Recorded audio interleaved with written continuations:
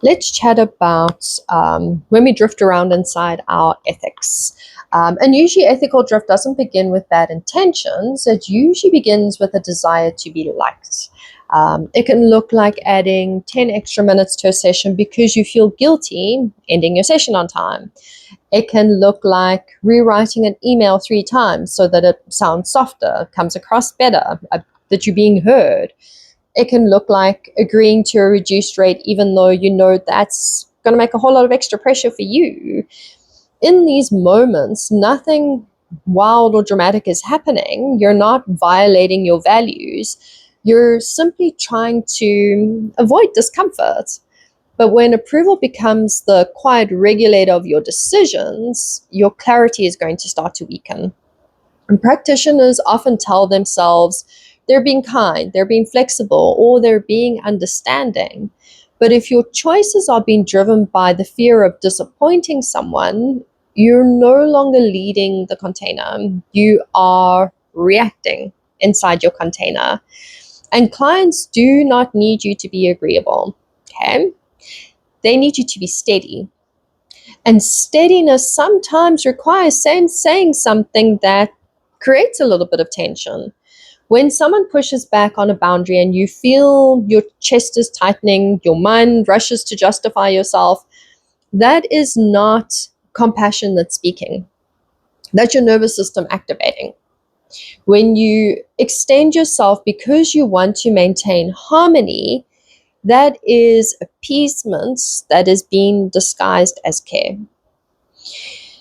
Ethical maturity, now this requires the capacity to tolerate disapproval without collapsing into self-doubt. Okay, so you don't go to pieces because someone is disagreeing with you.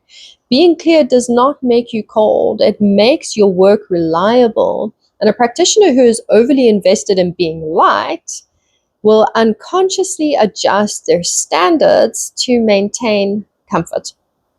They will soften truths, they will delay corrections, they will over accommodate on requests. And over time, this teaches clients that, hey, my practitioner's boundaries are flexible and that safety depends on the mood. The alternative, however, is not rigidity, it's grounded clarity. You can be warm and precise, you can hold empathy and limits at the same time. When being liked stops driving your decisions, something stabilizes inside of you, something stabilizes inside your sessions. Your language becomes simpler, your boundaries stop wavering, your presence feels firmer and more grounded. You're no longer performing safety for your clients, you're embodying it for your clients. Ethical practice asks you to notice where approval is shaping your behavior. And this is not to shame yourself, okay? It's to reclaim your steadiness and your groundedness.